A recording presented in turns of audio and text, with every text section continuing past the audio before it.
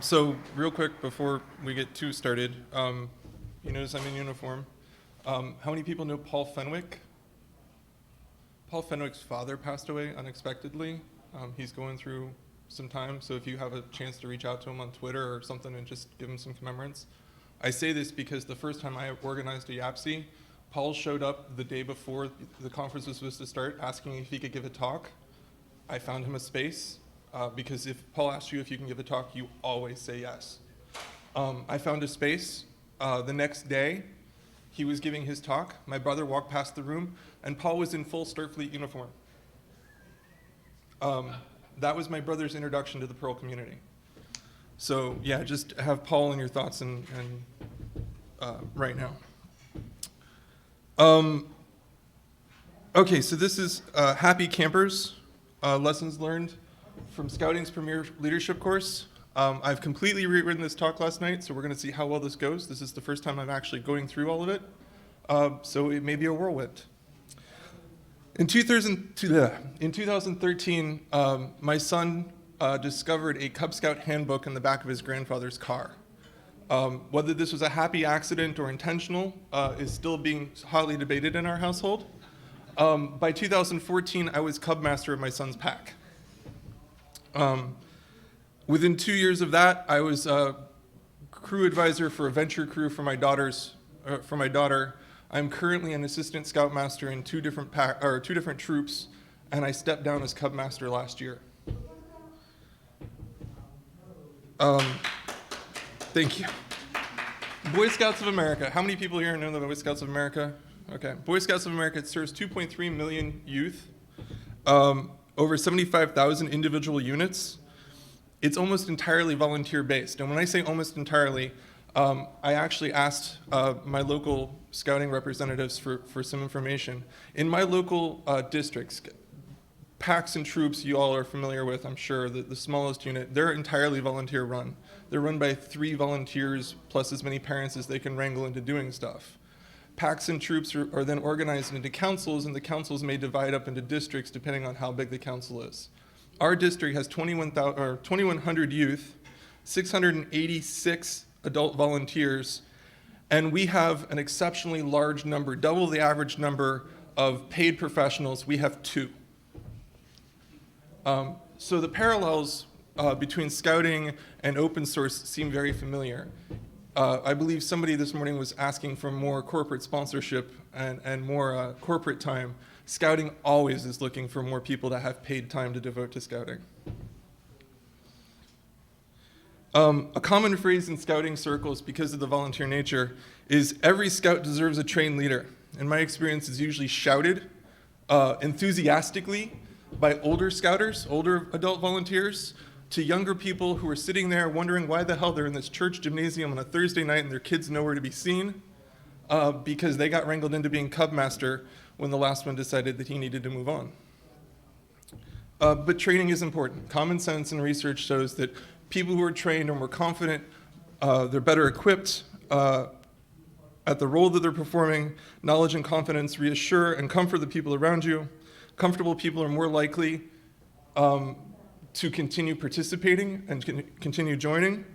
A trained leader is better prepared to improve whatever project you're working on. So every project deserves a trained leader.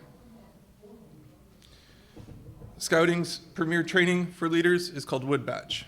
How many people, other than Will, have heard of Wood Badge before? Okay. So Wood Badge was started by Lord Baden-Powell, who started scouting. It was started in the 1900s. It's an international leadership training course. Every country with a scouting movement has their own form of Wood Badge. They each have their own training curriculum. In the United States, it's a 6-day course that simulates the troop process. You go for 2 weekends, and in my council, it's 2 weekends. Some places they do it for a full week. There's indoor and outdoor parts to the course. There's also a 18-month practical application after the course is done. We've got 50 minutes, so we're not going to do the outdoor portions. So why am I here? There's a story they tell on the first day of Wood Badge. Some time ago, a young boy joined 2 organizations. He grew to become an adult, and one of those organizations continues to have him as a member. When asked why he stayed with the one organization, he responded that when he joined, he was made to feel welcome and important. His opinions seemed to count. He learned while he was having fun. He liked being part of a group that seemed to always give him something to look forward to. Will the youth in our units say the same in several years from now? So I like being a part of something that gives me something to look forward to. I enjoy being part of a community that embraces and makes me feel welcome. And I hope to give you guys something to look forward to today. So now the question is, why are you here? Take a moment. Wood Badge has some questions that they give you before you go. I'm going to read off a very shortened form of them. Take a moment. If you have a piece of paper, I know they gave us all notebooks and pens, but I put mine in my room immediately as soon as I could. So if you have something, jot this down or just think about it later. What do you think your greatest strengths are? What do you think others think your greatest strengths are? Who's made the most significant impact in your life and why? What have been your happiest moments in your life? Why? What do you most enjoy doing? If you had unlimited resources and could choose to do anything, what would you choose to do? What do you daydream of doing when you're just sitting idle? What are the 3 or 4 most important things to you? When you look at your life, what activities do you consider are the greatest worth? What do you do the best that you can contribute to others? And finally, what are you hoping to get out of being in here right now for the next 30 minutes, 40 minutes? There's no test. You don't have to share this with anybody. Just think about them. And if you need a refresher later, I'll have all of these slides posted online. So why are we here? So the Boy Scouts of America is a fairly conservative organization. That's probably understating it a little bit, but over the last couple of decades, its conservative nature has earned it a reputation for intolerance, which is a little unfair, because over the last several years, they've been working very hard on making changes to be more tolerant or to embrace a more diverse set of attitudes. This week, we're here because we all share a love of a community. It's a community that over the last several years has earned a reputation.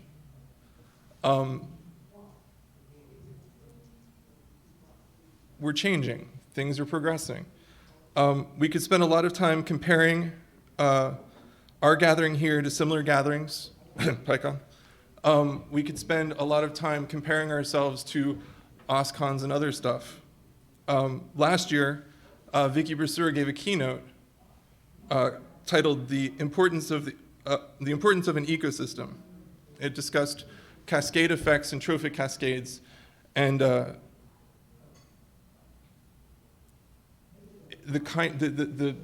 as an analogy for the way our community is evolving and moving forward. It was a bit of a call to action. We spent a decade or two of gaining a reputation of our own. Some of it is earned, some of it isn't. But we aren't who we once were, and we need to figure out where we're going.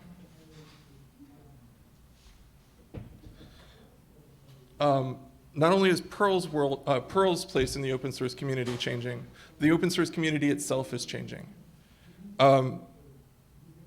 We live in the Chinese proverb of interesting times.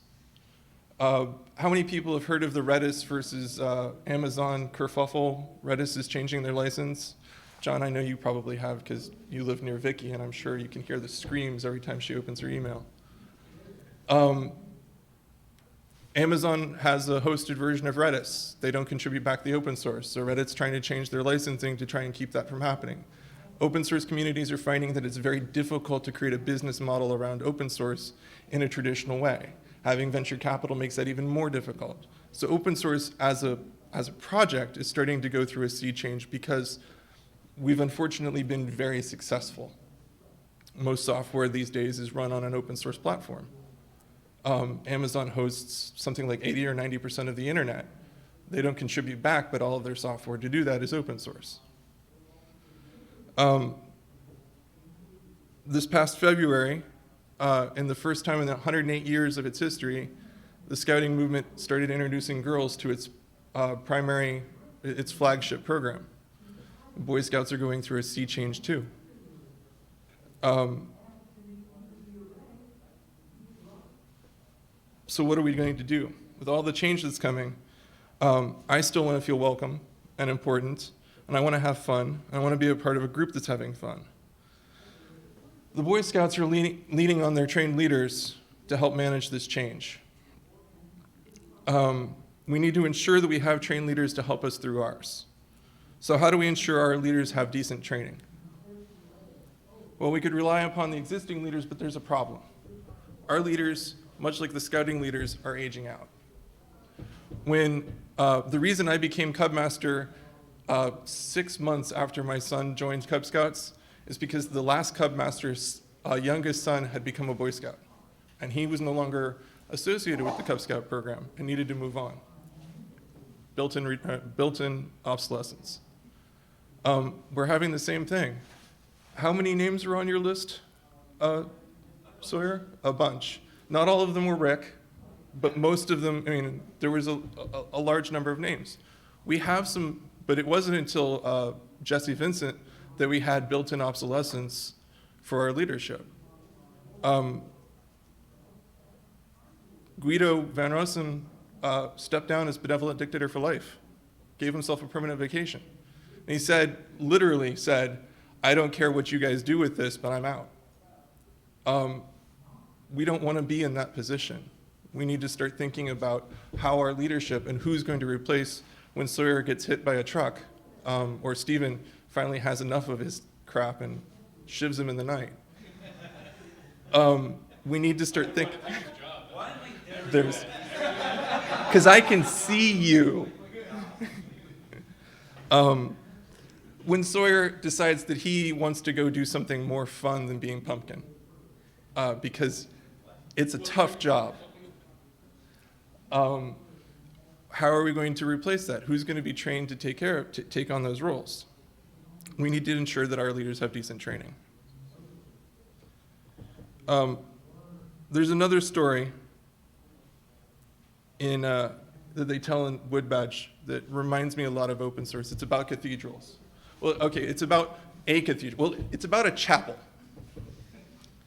In the 1300s, and this is a legend. I don't know if this is true, and the scouters who taught me this, I'm sure they don't know it's true, but they had pictures, so it's good enough for me. In the 1300s, Cambridge University, they built a new chapel for one of their colleges. The roof was a vaulted roof. It was beautiful, and it was supported by these giant old oak timbers. They were gorgeous. They lasted for ages. This is why they used the material. The workmanship was superb. It's not stuff we do anymore when we just slap stuff together, yada, yada, yada. But there's a problem. After 700 years, those old oak timbers started to rot a little bit and needed to be replaced. And in the year 2000, where are you going to find an old oak forest that you can easily chop down to build a new timber? The builders of the chapel had already thought about this. They planted acorns when they built the chapel. They knew that 700 years from now, when they needed to replace the beams, there would now be oak trees just outside the chapel, or at least they hoped that nobody cut them down in the interim. The chapel builders valued their construction materials and their workmanship and planned for the future.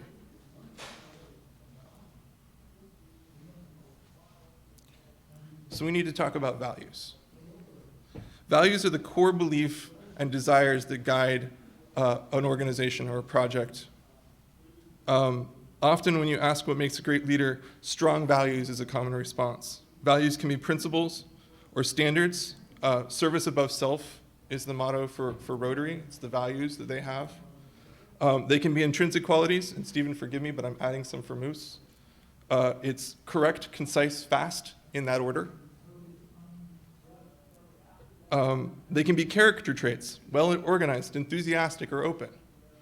They could be formal codes of conduct or ethics, like the Hippocratic Oath, or the Ten Commandments, or the Boy Scouts Outdoor Code. The questions I brought up earlier are to help you think about what your core values are. The Boy Scouts of America have very familiar, very straightforward core values. On my honor, I will do my best to do my duty to God and my country, to help other people at all times, to keep myself physically strong, mentally awake, and morally straight. And a scout is trustworthy, loyal, helpful, friendly, courteous, kind, obedient, cheerful, thrifty, brave, clean, and reverent. I have to look it up because I'm only used to saying that with groups of other people. People know these. These are tried and true. They've been the mottos for 109 years of scouting. These same mottos are pretty much universal in the World Scouting movement. They come from the ones that Baden-Powell wrote for the initial scouts, and all of the 60 members of the World Scouting movement have some variation of those. The Girl Scouts have them. They're pretty universal. I did some Googling around last time I gave this talk. I found the values for Drupal. How many people know Drupal, content management system? Drupal lists their values on their website. They're flexibility, simplicity, and utility in our product, teamwork, innovation, and openness in our community, modularity, extensibility, and maintainability in our code. That's pretty simple and straightforward. That's pretty easy. What are Perl's values? When I started doing this, I thought it would be easy. I thought about, obviously, Tim Toady. There's more than one way to do it, which is flexibility. Stevens bicarbonate. But sometimes consistency is not a bad thing either. I also thought about the three traits of programmers: impatience, laziness, and hubris. Laziness, impatience, and hubris. We have a tradition of backwards compatibility that Sora was complaining about earlier. That's kind of just laziness, though. I mean, we just don't want to have to rewrite the scripts we wrote 30 years ago. But we have these values, but they're not really written down. They're written down, but they're not really documented as our core values. We don't really have an organization that says this is who we are. We don't communicate them very well. But we do have them, and they're strong, and we have them in the community. I think we should work on communicating them better. Next is mission. Mission is why the project exists. Mission is a calling to achieve a long-term objective, or at least a long enough term objective that you can finish the project. Missions are often blatantly documented. Companies and organizations are encouraged to spend a lot of time thinking up and writing down mission statements. Missions should line up with your core values. The Boy Scouts of America mission statement, it's on their website. The mission of the Boy Scouts of America is to prepare young people to make ethical and moral choices over their lifetimes by instilling in them values of the Scout Oath and law. We will instill in our people the values that we think are good. That's our mission. Drupal's mission is to build the best open source content management framework, one that represents the newest ideas and best practices in community publishing, knowledge management, and software design. We believe in open source, innovation, globalism, and collaboration. It's pretty solid, pretty straightforward. This is why we're here. Missions may not be so clearly defined. Bender. How many people are on IRC and know Bender from IRC? How many people know Bender from when I wrote him the first time? Bender's an IRC robot. I wrote him back in 2003, 2004, because I wanted to learn Poe. Specifically, I wanted to learn asynchronous programming, and IRC-bot was a really simple way to do that. So his initial mission statement was, teach Peregrine Poe. He did it. Mostly by shouting Dahoo at people on IRC. And then about 2006, early 2007, Matt Trout came to me and said, hey, you need to look at this Moose thing. And so I went and I learned Moose. And Bender's mission changed from teach Peregrine Poe to teach Peregrine Moose.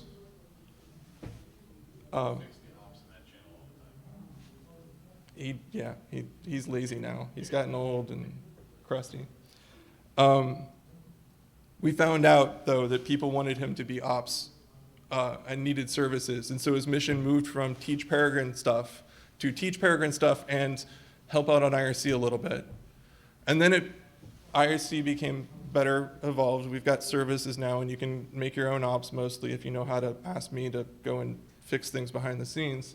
And so now Bender's entire mission is hang around and be the leader of DaHuda PM. Yay. Missions can change. They can evolve as the project evolves. As you accomplish or obsolete some goals, you can embrace new ones. It's okay. Bender's a great example of that. He's also my best project because he got me a job. My first telecommute job. So here's the problem that I think Sawyer was pointing out earlier with Perl. We're missionless. We don't really have any single body that can determine a mission for us. We're a language, that's great. But what's the purpose of our language? Who determines that? Go, they have a mission. Make Google run fast. What's our mission? And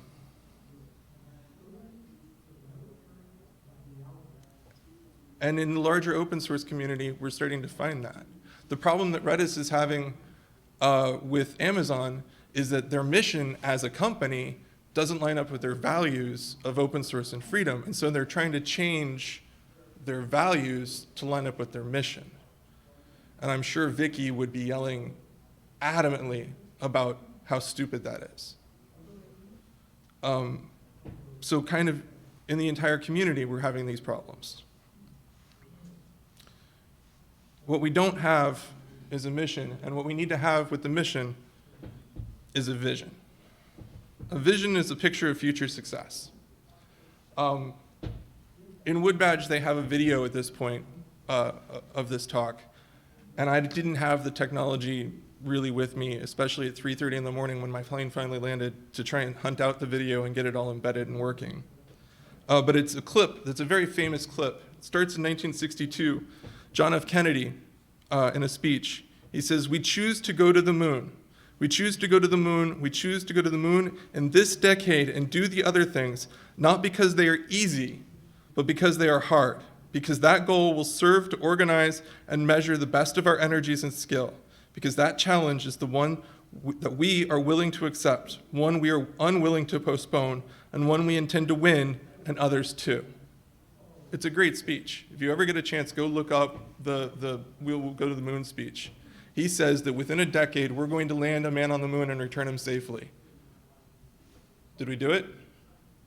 Within that decade? Huh? Ask Stanley Cooper. Actually, the movie came out in 1967. They were shocked at how accurate they were with the moon.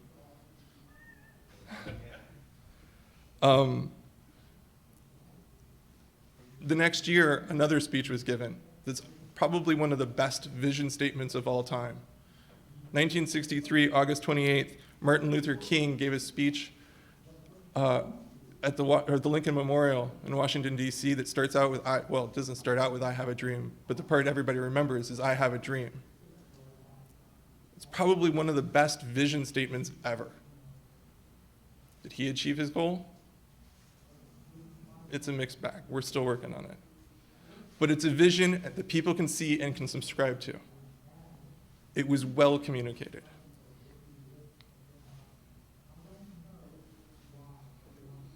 The Boy Scouts of America lays out their vision statement in an official vision statement because they're very corporate.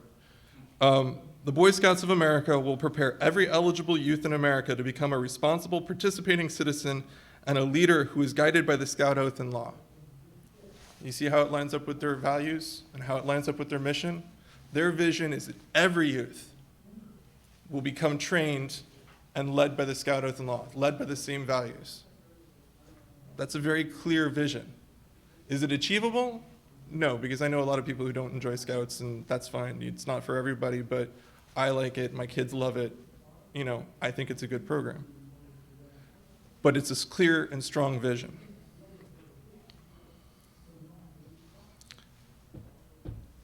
How many people have heard of the Long Now Project?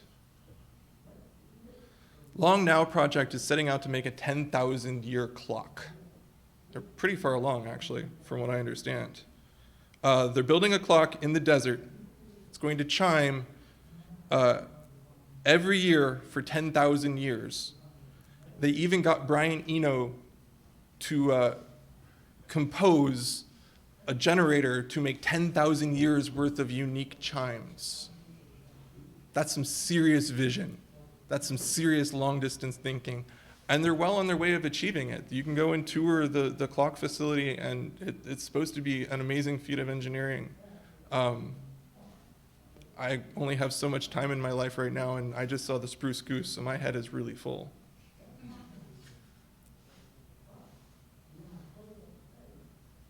What's Perl's vision? Sawyer gave, and this is where I accused him of ruining my talk, gave a really good, clear kind of vision of what he saw this morning. And I took these notes during his talk. He started with a clear definition of a core team and a steering committee, so we have people to help us figure out what our mission and our objectives and our goals are. He asked for more leadership to help with corporate needs. And he had a laundry list of projects he wanted to see contributed to. Technical things that we could do, social things that we could do.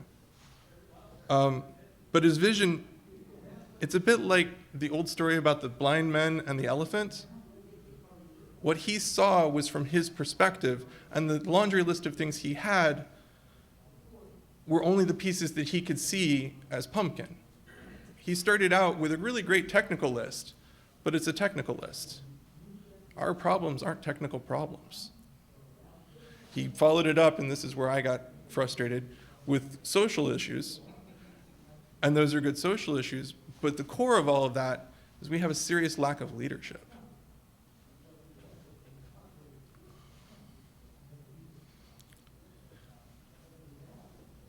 But it's not a new problem. We've been having this problem for my entire time as a developer. I was ranting at some people in the hallway earlier. I'm old enough to remember when Perl was going to die because PHP was taking over. And we had to be more like Java to combat that. And oh crap, Java's going to kill us because it's becoming popular too fast, and we're not object-oriented enough, or we're not structured enough, or we're not whatever, and oh, PHP has already stolen we're all going to die. And then 5 years later, Ruby's going to kill us. It's all over. Ruby's come about. Ruby's doing what Perl did, but better. We've lost Piers. He's gone off to Ruby. Node.js.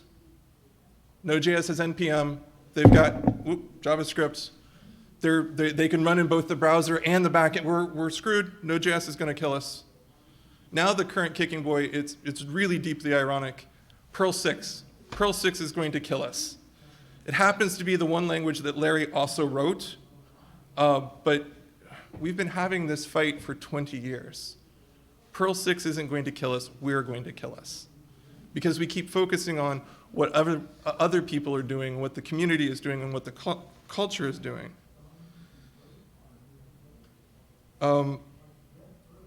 And to be honest, the Perl 6 community is showing signs of adopting this exact same paranoia.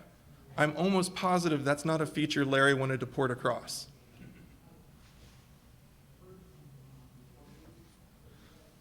So we've been doing this for a while. What we need to understand is that change happens. I said earlier that we were in a Chinese proverb, and the world of open source is changing, and Perl's place in it is changing. We're not going to be the only solution other than C to write CGI in. It's not going to happen. That's been dead for 20 years. Huh? Bash, we could do Bash, yeah. No, you get everybody in there to go convert to Bash, and I'll back you on that play.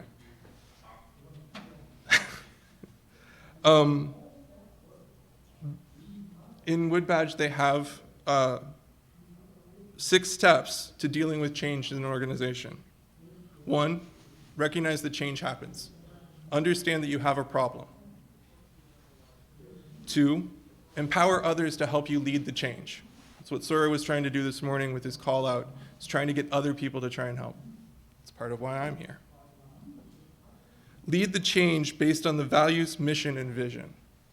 Well, there we're starting to have some trouble. We don't know what our mission or our vision is. It's complicated. Establish urgency. Well, no, we've got the urgency down. We've been panicking for 20 years. Move ahead regardless. Well, we're doing that because the world is forcing us to. But as Sawyer also pointed out this morning, it's good to take a moment to pause and think and plan. We need to establish a culture that embraces change. That's where we really have some troubles and issues. We're embracing change, but it's being forced on a lot of us, and what we need to have is leadership that helps all of our members be comfortable with the change or embrace the change or guide that forward. We need to communicate the vision clearly of where we're trying to go. We need to come up with a mission for the community, for Perl. We need to communicate that clearly and make sure that everybody's on board and understands that. We're good at some of these 6 things. We're atrocious at others. The really, really ironic part is the ones that we're good at and the ones that we're stuck at change constantly. And if you're bad at any of them, you end up with some serious conflicts, which Sawyer's email box can show you. See, I liked having you in here because I can use you as an example now. There's a Norman Rockwell painting. I had to go and find an image of it on the internet. This is a cropped down version. It's called the Scoutmaster. As you can see, it's a starlit night. The Scoutmaster, who's kind of a cross between Cary Grant and John Wayne, is standing there in the embers of the campfire, contemplating the serene and satisfied world. All of the tents are laid out perfectly. He seems competent at everything he's doing. The problem is that Rockwell painted this, and he didn't capture the time when the Scoutmaster discovered that nobody had packed the tents. It happened on one of our campouts. Luckily, the leaders had their tents, and the kids slept in the leaders' tents, and I have a lovely picture of my co-leaders sleeping under the tarp that I happen to have had with me. They don't have the picture of the Cubmaster who's dealing with the parents who are upset because the software for the Pinewood Derby crashed halfway through the race. I'm not saying who did that, but it's fixed now. They're not talking, there's no painting of the venture crew advisor who's dealing with 6 kids who won't speak to each other on the very first day of a 2-week campout. 14-year-olds are hard, man. Leadership is super easy when everything's going well and everybody's asleep. Most of the rest of the time, leadership involves managing conflict and finding common ground, providing tools for people to settle their own disputes, and on rare occasions, stepping in to make unilateral decisions. This is a place where I think Sawyer actually excels and has done a very good job at, and I want to give him credit for that.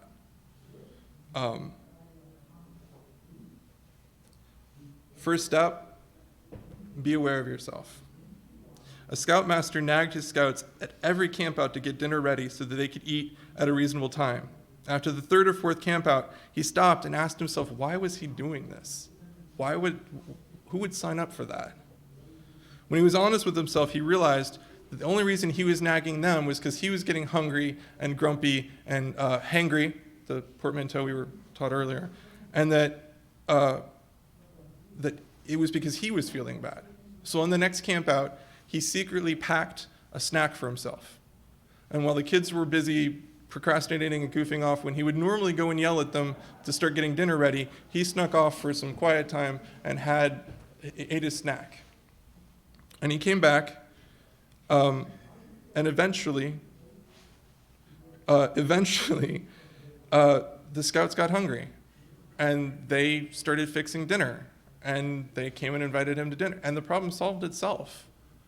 When he took a moment to reflect on his own role in the situation, he realized that them not fixing dinner wasn't the problem. Him being grumpy was the problem. He fixed that, and the rest of the problem solved itself. So the first thing you can do in resolving a conflict, take a look at your own role in the conflict. Make sure that you can be objective about yourself. And then the second thing you do, ask this question of all of the parties involved in the conflict. What do you want? When was the last time that you were in a discussion on IRC or arguing about technical merits of something, and they all stopped and said, wait, what do you want out of this? What are you trying to achieve? What's your goal? How did you respond? After the first question, there's some follow-ups. What are you doing to get what you want? Is that working for you? Do you want to figure out a different way? And the order of those is very, very important, because usually in conversations, and I've seen this time and again on P5P and on IRC, people ask the first one, what do you want? And then they go to the last one and they tell them what they can go do with themselves. You got to have the middle ones. Is this change working? Do we want to try other things? Why are you, why? You can't change other people, but you can encourage them to work with you to change together.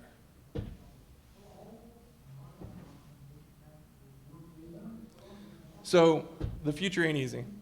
The BSA is attempting to expand its mission from serving boys to serving every youth in every part of its program.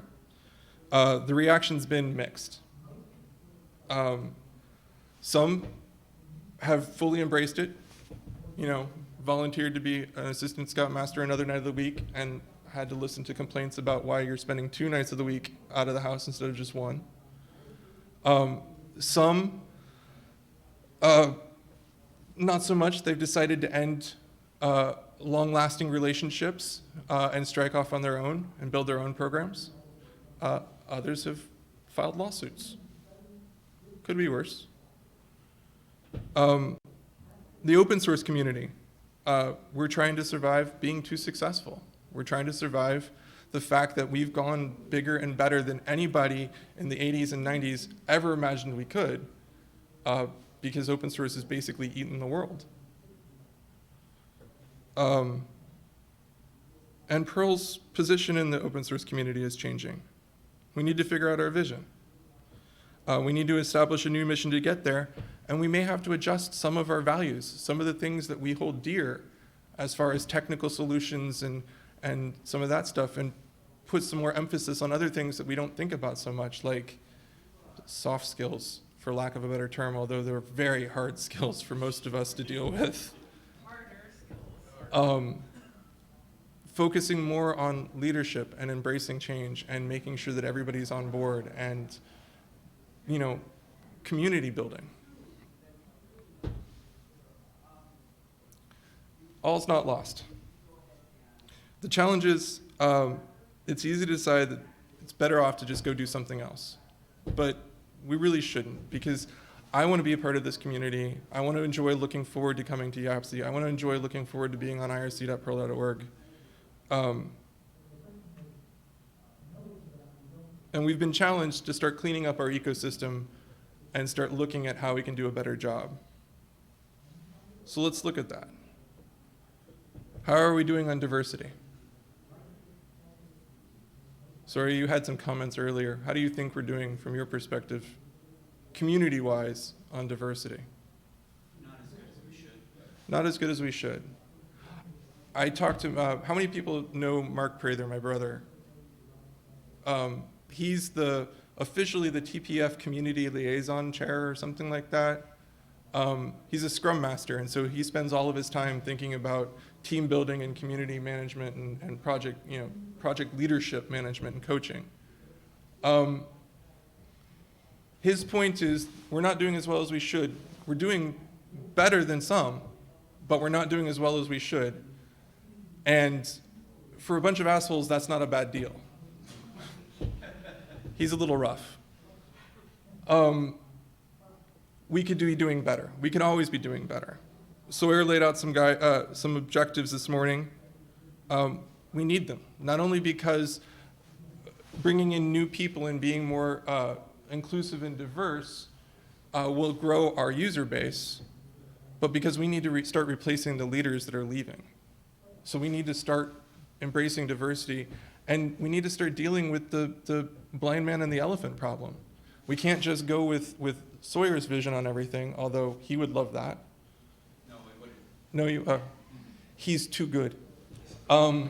We can't just go with one person's vision on everything. We have to come up with a solution that works for everybody, because otherwise we'd all end up with Israelis running everything. Not to slight on Israelis, just to slight on Sawyer, to be honest.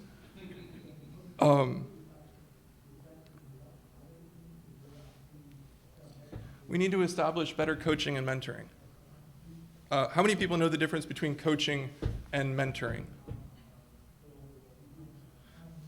Not enough hands went up, so you get to hear it. Coaching is, a coach is a person who develops skills and capabilities in another person or a team of people. Coaching is often a formal relationship. They'll provide direction, vision, skill instruction, resources, and as the individual team becomes more productive, they'll step back and start enabling. A mentor is a much more personal and informal role. A mentor is a trusted guide or counselor. It often is more than skill training and may become a very personal relationship. Mentors may be assigned in a more formal relationship, but it often occurs naturally. They help a person understand the culture and environment, the reasons why, not just how, but why. They help retain and increase engagement with the mentored individuals. We don't have enough of either of these. And as I just pointed out, I happen to be very close with a parallel community that's very good at some of these. We need to start embracing the Scrum Masters and the Agile coaches and the project managers that we have at work and start introducing them to, hey, we have this open source project over here and we're doing really badly at organizing. Can you come help coach and train us and help? I know from experience that they would love to do that, because otherwise they're all sitting around at lean coffees complaining about their jobs to each other. We should do more of that.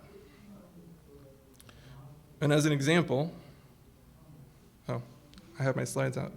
I'm going to do this out of order, last minute change. As an example, assessments. How many people here have done 360 assessments or something for work? How many people absolutely loathe 360 assessments and stuff for work? Yeah, we're doing them wrong. Assessments should be great. They're a way for us to get feedback, which is the next slide, last slide, whatever. They're a way for us to get feedback and direction and understanding about how well we're moving towards accomplishing our goals and our vision and our mission, how well we're staying true to our values. There's a great example in this Wood Badge where they talk about how to set up a 360 evaluation that's fair and easy and kind. Step one, go and find yourself a facilitator. Facilitator is a fancy word for call Mark and ask him to help you. Then you sit down and you come up with a series of questions. How am I doing on X, Y, Z? Your goals, the goals, the questions you ask should be SMART tasks. How many of you know SMART, the acronym? Specific, measurable, attainable, relevant, and time-based. How well am I doing on these tasks or these goals that you care about for the project? Develop a survey with your facilitator, and then with your facilitator, come up with 10 people that you can send that survey to. And not just 10 people like the people directly under you that you have to work with day to day, but 10 people in the entire community, the people that are direct stakeholders, the people that are secondary stakeholders, 10 people. Send them the survey and have them send that to your facilitator. You'll never see the actual results, so it can be anonymous and anonymized. They all send it to Mark, and then Mark will go through it and he'll come to you with the feedback from the collected 360 list. It's a good task for our Agile coaches as a first task to do. And that gets us to feedback. Feedback's a gift. This is a very common phrase in the scouting movement. But it can be a complicated one. I'm sure people have been on IRC or P5P or other mailing lists and seen feedback that was less than useful. So if you're giving feedback, if you're in a position where you're trying to give feedback to somebody, step one, consider yourself, like we said earlier. Make sure that the feedback that you're giving isn't because you're pissed off. It's because you actually want to motivate change. Find out if the other people involved are actually open to that change. Sometimes some people may not be ready to make the changes you're requesting. That's okay. You move on and you figure out a way, another solution, or sometimes they're open to that change. Only give feedback, only deal with things that can actually be changed, where this is a problem, here's a potential solution, there's an actual change here. Don't just say, Perl needs to be better. Well, what does better mean? Perl needs to be, more popular. That's not something that we can control. Deal with specifics, not generalities. Popular is too general. Describe the behavior that needs to be changed, but don't, and this is the key that we really have a problem with, don't evaluate it. Don't say, you're doing this and it's bad. Say, you're doing this and I think we should change to do this. Use an I statement to accept responsibility for your own perceptions and emotions. I feel this way, I have a problem here, and make sure the recipients of the feedback have heard and understood you. Get them to repeat it back. Make sure that you're both on the same page. And if you're receiving feedback, one, go look for it. Do assessments. Go and ask people, hey, how am I doing? Hey, how are we doing? Hey, how's this going? Every troop meeting every patrol meeting and every troop meeting, especially at Wood Badge, has a moment where they do what's called a start, stop, continue, or roses and thorns, or there's a number of different words for it, but it's a very quick, hey, what are we doing that we shouldn't be doing? Hey, what are we doing that is working really well, we should continue doing, and what are things that we haven't done yet that we should try? If you're receiving feedback, listen carefully. Make sure that you're understanding. Use active listening, pay attention, really think, make sure that you understand. If you have an opportunity, repeat back to the person what they said. Listen empathetically. Put yourself in their shoes. Understand, hey, they're frustrated enough to come to you and tell you something. They have or they're caring enough, they're interested enough that they want to come and give you suggestions for something. That's amazing.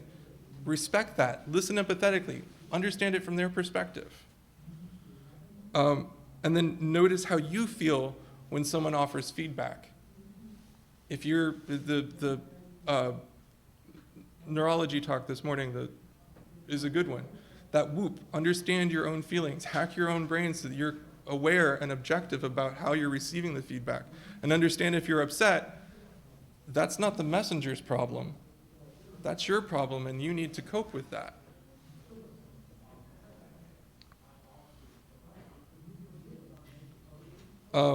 Which brings us all into servant leadership. The whole course of Wood Badge is about servant leadership. In the 1970s, Robert Greenleaf introduced the term servant leadership, and it's really blossomed since then. I personally never heard of it until I went to Wood Badge for the first time.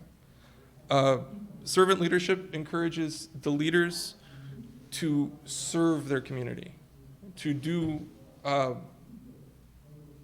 stay focused on achieving results in line with the organization, but your job is really to enable the group to achieve the goals, not to force the group to, change the goals or to achieve the goals.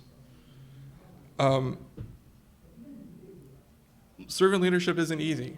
Walking from the back and making sure that all of the kids stay in a row and get to where they're supposed to go, especially during summer camp and especially during mealtime, is really hard. But it's important. It's important to stay back and enable, because that's the only way the community builds new learning and new growth and becomes better on their own. Finally, legacies. My grandfather was an Eagle Scout. My father was an Eagle Scout. My brother is an Eagle Scout. I dropped out. Which is why, of course, now I'm standing here in a uniform talking to you guys. I recently inherited my grandfather's library of scouting material. I have handbooks, Scouting for Boys handbooks from 1920s, 1930s. They're incredible material. They're just fascinating in the way they thought about leadership and training and youth and whatnot. And I had the opportunity when I went through Wood Badge the first time to attend with my dad. My dad had actually technically never gone through Wood Badge, and as one of his friends said, "You've never done this before? Dave, you've done everything." He said, "No, I hadn't," and we went together, and it was a lot of fun. One of the things that my dad has said struck me, and I find it coming out of my mouth at my son regularly. The only reason my dad stayed in scouting and achieved Eagle was because when he was younger, his dad kept saying, "I'm going to Scouts, are you coming?" Didn't give him an option.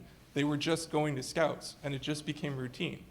My grandfather left the legacy with my dad that my brother and I, and now his great-grandson that he's never met and will never meet because he passed away in the 90s, that's the legacy he's leaving behind. The builders of that chapel in Cambridge thought about their legacy, and they made plans and they incorporated it into their vision. They thought about what the future generations were going to be doing. We need to be doing the same. Good leaders put those that they lead first. They take care of their team first. They make sure that the team is taken care of first. The most effective application of this philosophy requires both the leader and the team to understand and apply reciprocal responsibilities. The leaders need to know what their responsibilities are as far as setting goals and vision and communicating that clearly. The team members need to understand their responsibilities in achieving and working together to achieve that. And they both need to understand their responsibilities as far as clear communication from both sides. Values, mission, vision, they can all change. That's fine. As long as everybody understands how those changes work, everybody's on board in the same place. Which leads to the greatest leadership secret. They tell this the very last day. They have this very secret, this very well done presentation about the leadership secret. And I can't do that whole presentation. It's like an hour-long presentation right after lunch, so everybody's fallen asleep, and they managed to keep us all awake. It's beautiful. It's really well done. I use it to this day, parts of it. But at the end of it, they tell you what the greatest leadership secret is. It's very easy. It's very common. Everybody knows it. It's do unto others what you would have them do unto you. It's the golden rule. But the takeaway that they have that I hadn't heard before, and it's by a man named Frank Crane, is the golden rule is of no use whatsoever unless you understand it's your move. It's your job to do unto others. It's your turn. Which is where I'm going to leave it. I'm Chris Prather. I'm Peregrine. What do you guys want your legacy to be? Thank you.